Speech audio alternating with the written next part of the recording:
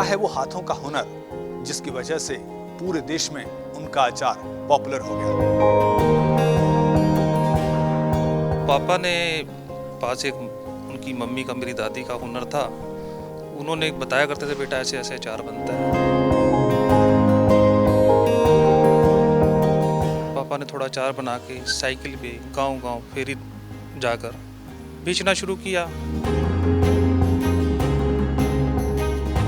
तो जब एक लोग अपने आप बोलने लगे कि भी बहुत पॉपुलर हो गया जी आपका, तो उसको नाम को ही फिर रेगुलर कर दिया गया, फिर पॉपुलर के नाम से रजिस्टर्ड करवाया गया, इसको कंटिन्यू किया गया।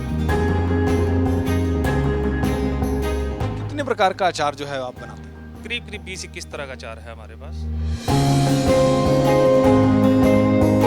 आपका अचार जो है वो इन सभी बाकी जो अचार हैं या बाकी जो कंपनियां हैं उनसे कैसे अलग है? ये मैं जब छोटा ही था तो मेरी मम्मी के हाथों का अचार बहुत अच्छा रहता था। पड़ोसी पड़ोसी रिश्तेदार अचार डलवा जाते थे। हमारा अचार घरेलू अचार होता है। पानीपत के अंदर 90% लोग हमारा अचार खाते हैं। अब मेरी ऐसी हो गई थी कि हर मोहल्ले में, हर गली में ग्राहक यही सोचता था कि वो आएगा तब अचार लेगा। ग्राहक जो है इंतजार करता रहता है, पॉपुलर वालों की रेडी आएगी तब हम लेंगे।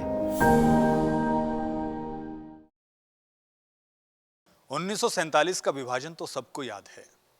भारत एक देश जो दो टुकड़ों में बंट गया, पाकिस्तान और हिंदुस्तान। पाकिस्तान से लाखों लोग हिंदुस्तान आए। उन्हीं लाखों लोगों में से एक परिवार था जो खाली हाथ आया हिंदुस्तान। हाथों में था तो सिर्फ हुनर। हुनर ऐसा कि लोग उनकी बनाए हुए अचार को चाटते रह जाएं, खाते रह जाएं, उंगलियां चाटते रह जाएं। आज हम पानीपत में हैं और उसी एक परिवार से आपको मिलवाना चाहते हैं किस तरह का वो अचार बनाते हैं और कैसे उनका अचार पूरे देश में पॉपुलर हो गया। क्या है वो कला, क्या है वो हाथों का हुनर जिसकी वजह से पूरे देश में उनका अचार पॉपुलर हो गया। चलिए बात करते हैं और जानने की कोशिश करते हैं कि आखिरकार कैसे ये सफर जो है वो शुरू हुआ और कैसे उनका अचार पूरे देश में पॉपुलर हो गया। राम राम जी। राम राम जी। कैसे हैं जी आप? बहुत अच्छे हैं। आपका शुभ नाम? जितेंद्र जुनेजा। कैसे ये अचार बनाने का सिलसिला जो है वो शुरू हुआ? ये अचार बनाने का सिलसिला करीब 40 साल पहले पापा ने शुरू किया था। कोई एक टाइम था, बहुत आर्थिक मंदी से गुजर रहे थे हम, तो कुछ समझ नहीं आ रहा था कि फ्यूचर क्या है। तो पापा ने पास एक उनकी मम्मी का, मेरी दादी का हुनर था। उन्होंने बताया करते थे, बेटा ऐसे ऐसे अचार बनता है।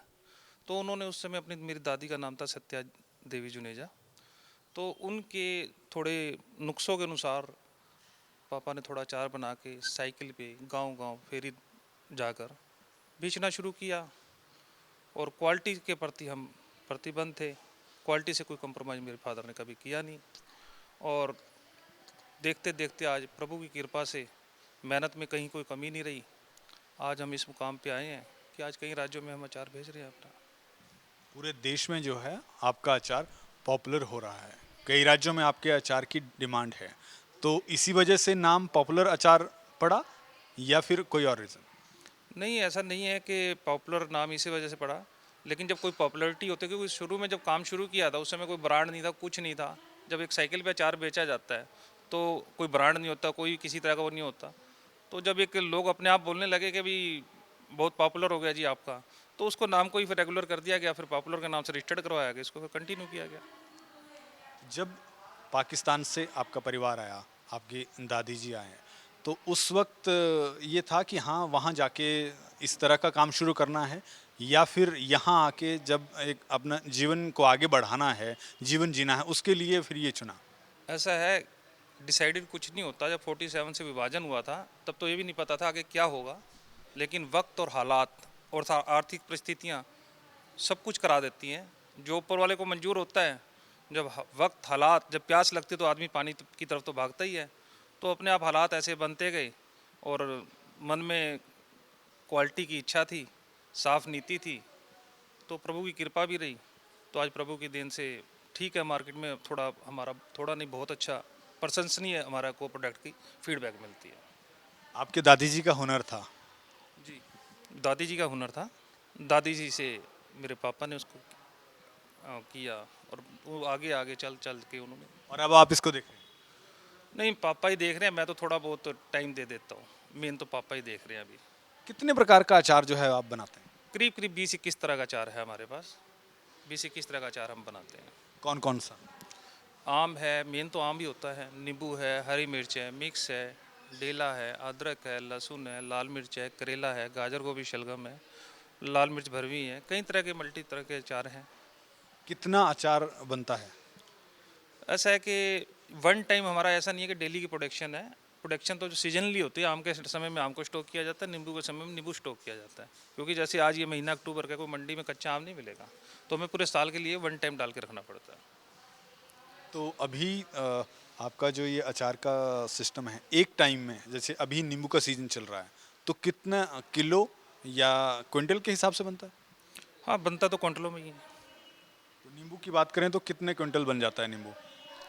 देखो, ये तो कभी हिसाब नहीं गिना, लेकिन ठीक मात्रा में लग जाता है। तो पहले आपने साइकिल पे बेचना शुरू किया, उसके बाद पॉपुलैरिटी जैसे जैसे बढ़ी, तो फिर दुकान शुरू की या फिर ये फैक्ट्री शुरू की? ऐसा है कि एक ही दम तो टॉप पे नहीं चढ़ा जाता, सीढ़ी से दर सीढ़ी आदमी चलता है। साइकिल से पापा फिर रिक्शा पे आए, रिक्शा से फिर दुकान की, दुकान से फिर धीरे धीरे घर में ही हमने काम को शुरू किया, घर में ही फैक्ट्री बनाई गई। जो अपने कमरे थे, बेडरूम वगैरह, उसको एक को एडजस्ट किया गया। धीरे धीरे फिर परमात्मा की कृपा रही तो फैक्ट्री भी आई। ऐसा कैसा नुस्खा है कि आपकी दादी ने शुरू किया, फिर आपके पिताजी ने, और अब इतना बड़ा बिजनेस हमें हम कहें कि अब बन गया है? और क्योंकि अचार तो बहुत सारे लोग बनाते हैं, इवन तक घरों में भी अचार बनता है, लेकिन आपका अचार जो है वो इन सभी बाकी जो अचार हैं या बाकी जो कंपनियां हैं उनसे कैसे अलग है, कैसे इतना पॉपुलर? ऐसा है, नियत और नीति। जब नियत और नीति साफ हो, क्वालिटी से कंप्रोमाइज ना हो, तो क्वालिटी बनती है। जब क्वालिटी बनती है तो नाम भी होता है। क्या कुछ खास ख्याल रखते हैं अचार बनाते वक्त आप? क्वालिटी से कोई कंप्रोमाइज़ नहीं। अगर कोई चीज़ पसंद नहीं है, चाहे वो सस्ती मिल रही है तो नहीं लेनी, महंगी है अच्छी है तो ले लेनी है। क्या नुस्खा क्या है आपके अचार बनाने का? जो घर में बनता है उसी तरह का है या कुछ और स्पेशल? बिल्कुल, हम होममेड की तरह, हमारा घरेलू नक्शा है, घरेलू आधार पे हमारा आधारित अचार है। ये अभी हम देख रहे हैं, ये मिक्स अचार है। हाँ, ये मिक्स अचार है। अच्छा, इसमें कौन कौन सा? ये अभी नींबू है और कौन? इसके अंदर नींबू है, आम है, हरी मिर्च है, अदरक है, भें है, करौंदा है, गाजर है। ये भी बिल्कुल तैयार है हाँ, रेडी है ये। पैकिंग के लिए। अभी पैकिंग की जा रही है ना वहाँ पे, यहीं से ही अभी इसको मिक्स किया है, मिक्स करके अब रेडी पैकिंग की जा रही है। चलिए पैकिंग की तरफ भी चलते हैं और चलते चलते बात करते हैं। कितने लोग आपके यहाँ काम करते हैं? इस तरफ अगर हम आएँ तो ऐसा है कि काम तो हमारा सीजनली होता है। आम का सीज़न है तो उसमें बहुत सारी लेबर की ज़रूरत पड़ती है, क्योंकि पूरे साल के लिए स्टॉक करना पड़ता है। जब कुछ सामान आ जाता है तो उस समय मतलब लेबर को अरेंज करना पड़ता है, हो जाती है। और वैसे रेगुलर में अपने पास 4-5 बंदे ही हैं। पूरे साल भर में जैसे जैसे सीजन की बात होती है वैसे वैसे आप लोग जो हैं वो रख लेते हैं। हाँ जी, हाँ जी, हम सीजन के हिसाब से रख लेते हैं। और हमारा अचार डोर टू डोर भी जाता है पानीपत में। डोर टू डोर भी है, अपना आउटलेट भी है। डोर टू डोर भी सप्लाई करते हैं आप? हाँ, डोर टू डोर जाते हैं हमारे। और कुछ लोग यहाँ से भी ले जाते हैं? हाँ, कुछ लोग आ जाते हैं यहाँ से। अच्छा, आजकल ये भी नींबू का ही अचार है क्या? हाँ, ये मीठा नींबू है। ये सिर्फ और सिर्फ अकेले नींबू का ही है? हाँ, अकेले मीठा नींबू, खट्टा मीठा नींबू बोलते हैं हम इसको। अच्छा, हाँ जी। तो इसमें मतलब गुड़ मिलाया जाता है, शक्कर मिलाई जाती है, तब मीठा होता है? हाँ, इसमें बहुत सी चीज़ें मीठे से बनी हुई डाली जाती हैं। गुड़ तो नहीं डालते, मीठा वगैरह, मुरब्बे वगैरह का भी वो डालते हैं। और हाँ जी। तो अभी आगे की आपकी क्या प्लानिंग है इसको और ज़्यादा बढ़ाने की, या फिर आपके परिवार में और कौन इसे आगे ले जा रहा है? ऐसा कि जैसा जैसा वक्त के अनुसार चल रहा है, हम चल रहे हैं।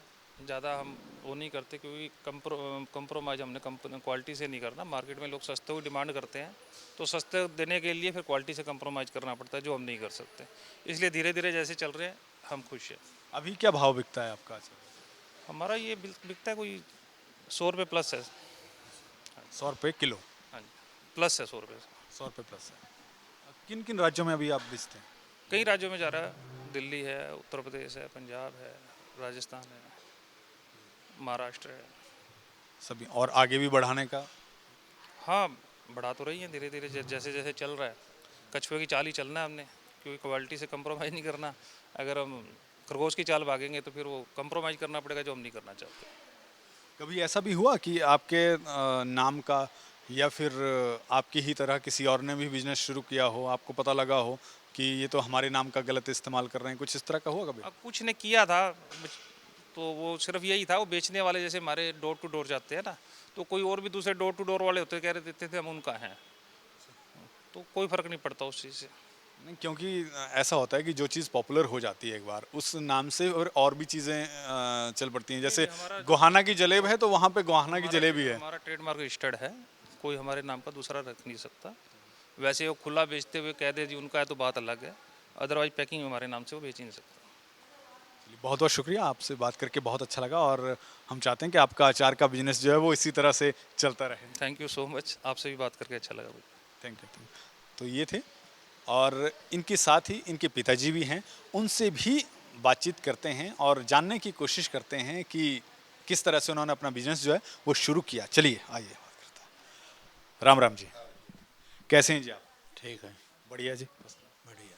कैसे आपका बिजनेस जो है ये शुरू हुआ? ये मैं जब छोटा ही था तो मेरी मम्मी के हाथों का अचार बहुत अच्छा रहता था। अड़ोसी पड़ोसी रिश्तेदार अचार डलवा जाते थे, जब तो ऐसा ही ज़माना था, फ्री सेवा कर देते थे, तो मैं उन्हीं से अपना ये सीखता रहता था। तो जब पढ़ाई के बाद कुदरत ने बस मेरे को इस काम में ही डाल दिया। पहले तो मैं थोड़ा थोड़ा अचार तैयार करके साइकिल से गांव-गांव बेचता था, शहर में भी बेचता था। फिर आहिस्ता आहिस्ता बच्चे जब भी छोटे थे, जब ये थोड़े बड़े हो गए तो इन्होंने भी साथ दिया और हम इस काम पे पहुंच गए। हमारा अचार घरेलू अचार होता है, जैसे घर में अचार हमारे दादा दादी बनाया करते थे, उसी स्टाइल से मैंने अपने माँ से सीखा था और उसी स्टाइल से हम बनाते हैं। हम फैक्ट्री के हिसाब से तेजाब डाल के नहीं बनाते।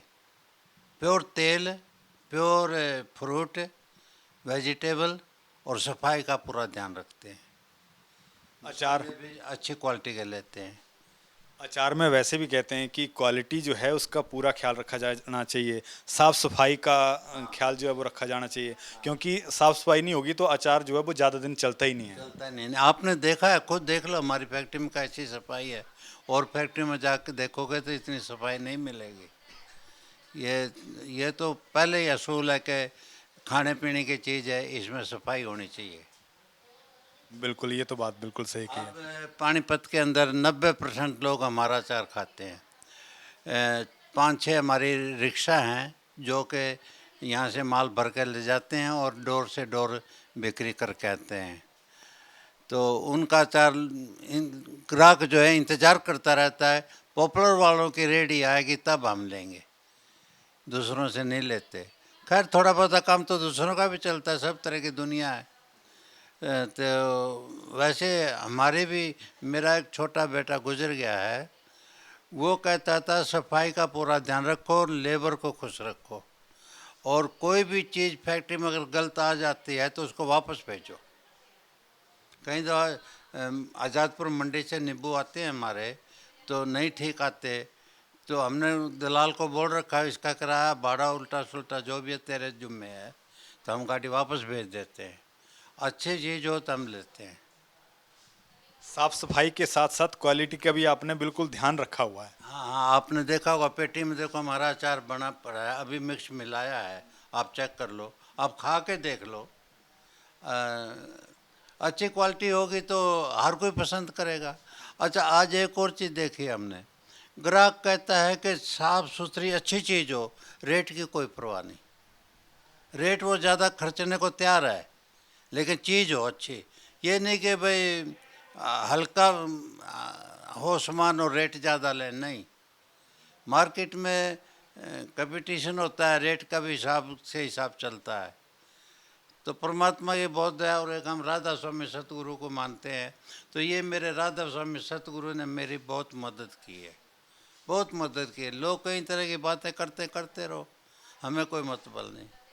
मेरे पर तो दया बाबा जी की इतनी है कि घर में भी सुख शांति है और यहाँ भी सुख शांति है और अच्छा काम चल रहा है। अच्छा, जब पार्टीशन हुआ, आप अपनी माताजी के साथ यहाँ आए, किस तरह का वो दौर था? कैसा, कितनी उम्र थी आपकी उस वक्त? मेरी और उम्र 6 साल की थी और उस समय तो बड़ा सादा भोला जमाना होता था। इतने पढ़े लिखे भी नहीं थे, हमारे माँ बाप भी ज़्यादा पढ़े लिखे नहीं थे। आगे फिर उन्होंने हमारे को जोर दिया कि तुम पढ़ो, तो जितनी किस्मत थी हमारे उतने हम पढ़ पाए। छोटेपन में खेल कूद में ज़्यादा ध्यान होता था, पढ़ाई की तरफ कम ध्यान होता था। इतनी वैल्यू नहीं लोग समझते थे पढ़ाई की। तो पढ़े तो लिखे हम कम, ये बेटा तो पढ़ गया, मैं तो कम पढ़ पाया, मिडिल पास हूँ। किस वक्त में की थी आपने मिडिल? और जब हम आए ना तो हम एक यहाँ गांव है थर्मल अगली तरफ है, ऊंटला गांव, वहाँ पे 10 साल रहे। जब पाकिस्तान से आए तो वहाँ पे बहुत मेहनत मजदूरी करी। फिर मेरे पापा जी ने दुकान बना ली गांव के अंदर, तो दुकान से काम चलता रहा। मेरे 3 भाई बड़े थे मेरे से, बहनें थी, उनकी शादियाँ वगैरह करी। तो पैसे की इतनी आमदन थी ही नहीं, अकेले पिताजी थे कमाने वाले। तो उस समय यही समझो कि गरीबी के दौर में हम गुजरे। कितने भाई बहन थे? हम 5 भाई हैं और हमारी 4 बहनें थी। तो फिर कैसे पूरे परिवार का गुजारा जो वो चलता था? उस समय ऐसा होता था कि ना तो ये मोबाइल होते हैं जिनका आजकल बहुत खर्चा बढ़ रहा है घरों में, छोटे छोटे बच्चे के पास भी मोबाइल है, ये तो होते ही नहीं थे। और फजूल खर्चे कोई नहीं होते थे। 1-2 भैंसें रखते थे, दूध घर का होता था, दूध दही लस्सी और वह रोटी बना ली, कभी सब्जी बनाई, कभी चटनी से रोटी खा ली, ऐसे ही टाइम पास होता था। फिर वहां से आए, फिर यहाँ खेती की जमीन और वो कैसे सब कुछ मैनेज किया, कैसे किया? खेती तो हमारी नहीं थी, औरों की खेती में थोड़ा बहुत मजदूरी के रूप में काम कर लेते थे। फिर मेरे 2 बड़े भाई ना यहाँ पानीपत में आए, रोज़ आते थे जाते थे, जींदवाड़ी रेलवे लाइन से गाड़ी से। आसन का स्टेशन पहला पड़ता है, वहाँ से पर पैदल उतर के गांव में जाते, गांव से फिर स्टेशन पे आते, आना जाना हो तो यहाँ पे फिर उन्होंने खड्डी चलाई। कपड़ा कपड़ा बनाते थे खड्डी पे? हाँ, खड्डी पे ये पानीपत के जो खड्डी हैं, हैंडलूम के चादर खेस दरियाँ, ऐसा काम किया। एक भाई ने सिलाई का काम सीखा, ये कच्चे काम में सेंटर है, सिलाई सेंटर्स, वहाँ पे सिखाते हैं। तो एक भाई ने खड्डी चलाई। फिर उनको आने जाने में दिक्कत होती थी, बरसात हो जाती थी, पहले बहुत बरसातें होती थी। तो उन्होंने कहा कि भाई अगर पानीपत में कोई जगह ले ली जाए तो ठीक है। तो किशनपुरे में उस समय 2 रुपये गज जगह बिक रही थी। 2 रुपए गज? 2 रुपये गज। और वो उस जमाने में महंगी थी, सस्ती थी? वो उस जमाने के हिसाब से महंगी थी। महंगी उस थी। समय वो 2 रुपये इकट्ठे करने मुश्किल हो जाते थे। तो हमारे पिताजी ने 200 गज का प्लाट ले लिया। तो भिवानी दास मुंशी था, वो कहता है बाबा और ले ले, 400 गज ले ले, रेट बढ़ जाएंगे, तुम्हें फ़ायदा हो जाएगा। पापा बोला कि भाई हमारे पास पैसे नहीं है, अब 200 गज के लिए तो इसको बनाना भी तो है ना। एक दफ़ा बाबा जी के पास गए थे तो हमारी दिक्कत बहुत थी। बाबा जी ने कहा कि जाओ तुम सिमरन करो और जो तुम्हारे मन में काम है ना वो काम करना जाके। मन में मेरे था ये अचार का काम। देखो बाबा जी ने पर सोच लिया, तो वही जाके काम करो, आपको कामयाबी मिलेगी। बाबा जी, आपकी आपकी बातें जो है ना वो बड़ी अच्छी लग रही हैं सुनने में, और मन कर रहा है कि बैठ के सुनी जाएं। तो मैं चेयर ला रहा हूं और हम बैठ के बातचीत करेंगे, ताकि जो आपकी बातें हैं वो हम जो है वो बड़े इत्मीनान से, क्योंकि जो आप बातें बता रहे हैं ना वो ऐसी बातें हैं कि उनको सुनना और उनके बारे में जानना बड़ा अच्छा लग रहा है। और जो आपका अनुभव है ज़िंदगी का वो बड़ा अनूठा है और सच्चा है।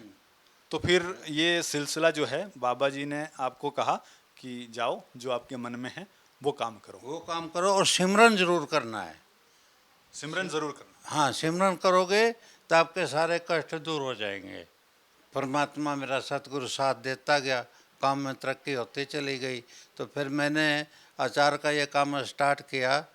तो पहले तो इतना इंतजाम नहीं था।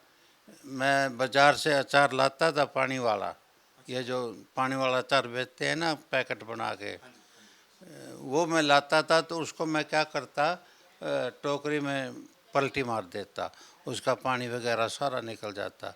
फिर मैं उसको इकट्ठा कर लेता, फिर उसमें अपनी तरफ से मसाले डालता और तेल डालता, और फिर डिब्बों में भर के फिर मैं गली गली बेचता।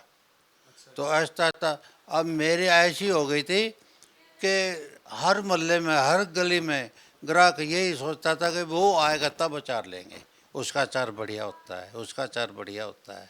गाँवों में भी यही हो गया था। और मैं ऐसा था कि सबके साथ आंटी जी, अंकल जी, बहन जी, दीदी जी, फिर प्रेम प्यार से बोलता था। बिल्कुल बिल्कुल, जिस तरह से आपने शुरुआत की और जो आज हम देख रहे हैं कि किस तरह से आपका अचार का बिजनेस जो है वो चल रहा है, तो वाकई में आपकी मेहनत जो है वो दिखती है। बेटा जी, सिंगल रोड होता था, जीटी रोड, जी। और मैं करनाल अचार बेच रहा हूँ साइकिल पे। अच्छा जी। और रात के 8 बज गए, 9 बज गए, शाम के टाइम बिक्री ज़्यादा होती थी। बस मैं चलने लगूँ तो फिर मेरे को दे जा भैया, मेरे को दे जा।